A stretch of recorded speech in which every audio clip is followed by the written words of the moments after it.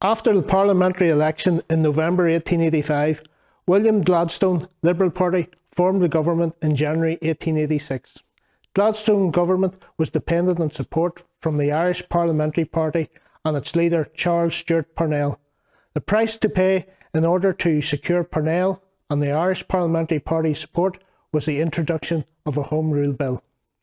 Gladstone introduced the first Home Rule Bill on the 8th of April 1886.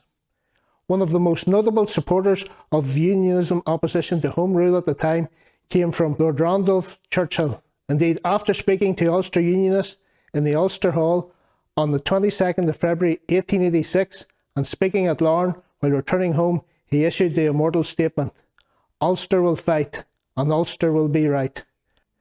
With the introduction of the first Home Rule Bill, Orangemen were at the forefront of being prepared to stand up to Home Rule being imposed on them. The headlines on the front page of the Pall Mall Gazette on Monday the 31st of May 1886 were "Is Civil War in Sight?" and "Preparing for Civil War."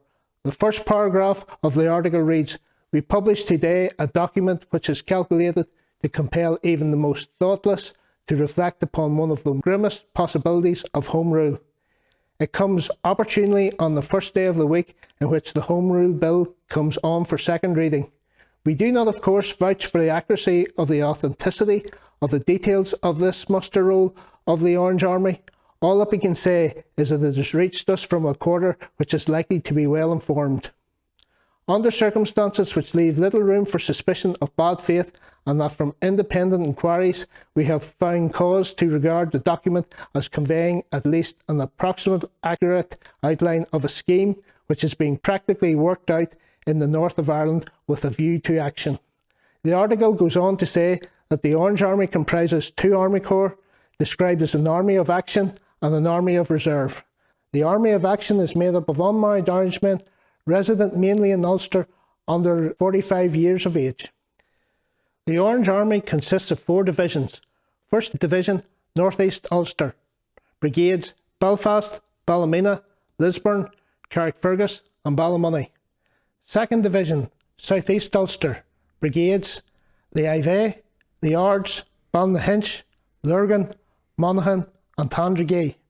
Third Division, Mid Ulster. Brigades, Dungannon, Omagh, 5 Mile Town, Coleraine and Londonderry. Fourth Division, Southern. Brigades, Dublin, Enniskillen, Belturbet, South Derry, Cork, Wicklow and King's Country.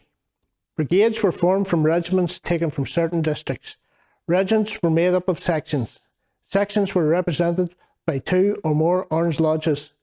The totals appearing on the Orange muster roll were: Infantry 53,366, Cavalry 2,302, Artillery 4,626, Engineers 2,736, Rifles 971, unclassed 7,560, making a grand total of 73,561. Reproduced is an extract from the article that specifically relates to lodges within Killyman district. 2,127 men, including reserves. Other constituent parts making up Mid-Ulster 1st Brigade were the 30th or Stewartstown Regiment of Infantry, Shambreys Marksmen, 860 men, including reserves. The 31st or Castlecoffey Regiment of Infantry, Kennedy's Riflemen, 734 men, including reserves. The 32nd or Cookstown Regiment of Infantry, Hamilton's Implacable, 819 men, including reserves. Whether the muster roll of the Orange Army, published in 1886, played any part in the defeat of the first Home Rule Bill in the House of Commons on the 8th of June 1886, no one can say. The defeat saw the resignation of Gladstone as Prime Minister and the calling of an election which he lost. Despite the defeat of the Home Rule Bill, tensions in the local area and wider area were still running high, as we can see from a report in the Hampshire Advertiser, 17th of July 1886. Disturbances in Ulster. Party riots are reported from various parts of Ulster. A Roman Catholic mob on Monday attacked an Orange Hall at Killyman, County Tyrone. They were repulsed by a fusillade from revolvers. On Tuesday night, Belfast was in a very disturbed state. The police and the people fired on each other, and many on both sides were wounded. Tensions and frequent clashes took place in and around the Killeland area in the years prior to the first Home Rule Bill and subsequent years. Many of the clashes took place in and around the railway station, such as in April 1884, when the Bush Conservative Flute Band and Killeland Lodge, with its drums, on returning from Stewartstown by train, clashed with Nationalists. Unionism's resolve to resist Home Rule was continually being galvanised with significant events such as the Unionist Convention in Belfast on the 17th of June 1892. These conventions and demonstrations were used to reaffirm Unionist opposition to Home Rule. While never far from the thoughts, Home Rule did not reappear into the Palace of Westminster again until 1893. William Gladstone, again with the support of the Irish Parliamentary Party, formed a government in the August of 1892. By February 1893, his government had introduced the second Home Rule Bill.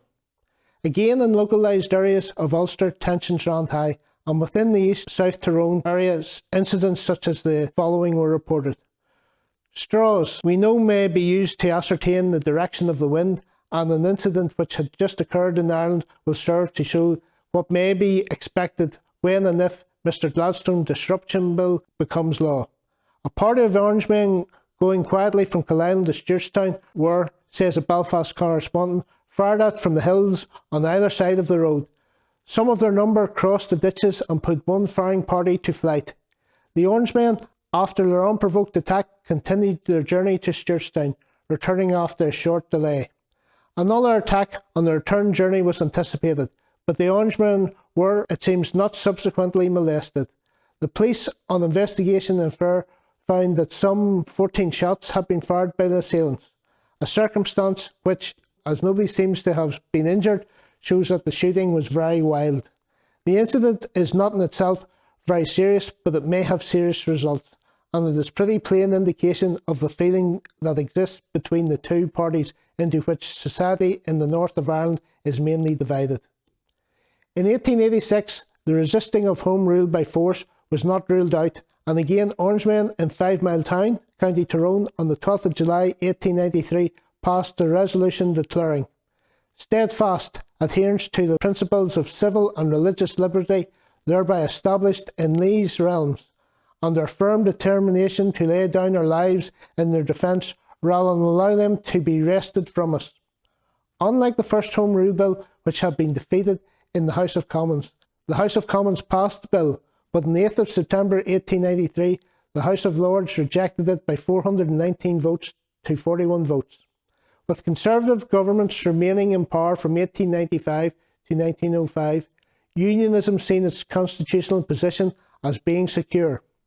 Unionism did consolidate itself into one body during this time, and in 1905 they formed the Ulster Unionist Council, the UUC. The Orangemen of Killyman district during this time were still pledging themselves to muster 1,200 able-bodied men if called upon. Lord Ranfurly, writing to the Daily Mail, says, "In turning over some old papers, I accidentally came across the enclosed resolution forwarded to me when doing Unionist work in the year 1896. It was proposed by Brother James Ardrey, Worshipful Master of LOL number 708, seconded by Brother Henry Atkinson, Worshipful Master of LOL number 338, and resolved that in the event of emergency or in the case of Great Britain being engaged in war with any foreign country, this district lodge, representing 25 loyal Orange lodges, begs to inform Lord Ranfurly that he may reckon on 1,200 able-bodied men who will place themselves at the disposal of the government if called upon for the protection of our country." Within the local area during this time frame, street disturbances were again in evidence. The Belfast Newsletter reported in its paper on the 14th of August 1900 how Nationalists attacked the Bush Royal Black Preceptory and New Mills Brass Band on their return from a demonstration in Cookstown on the 11th of August 1900 at the railway station in Killeland.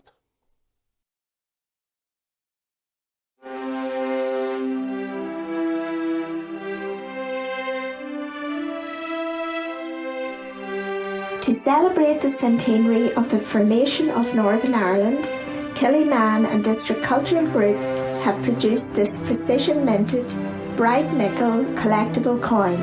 The front features a coat of arms surrounded with the text, "The Formation of Northern Ireland 1921, Centenary 2021. The coin also comes with a fold-out insert with a brief history of Northern Ireland. These coins will make excellent keepsakes or gifts for children, friends and family. The coin is protected by a removable plastic shell and is presented in a velvet snap-close case. The reverse side shows a crown, map of Northern Ireland, Lord Carson and the Union flag, surrounded by the names of the 6 counties of Northern Ireland. Coins are available online at kadcg.co.uk for £20 plus £5 postage and packing.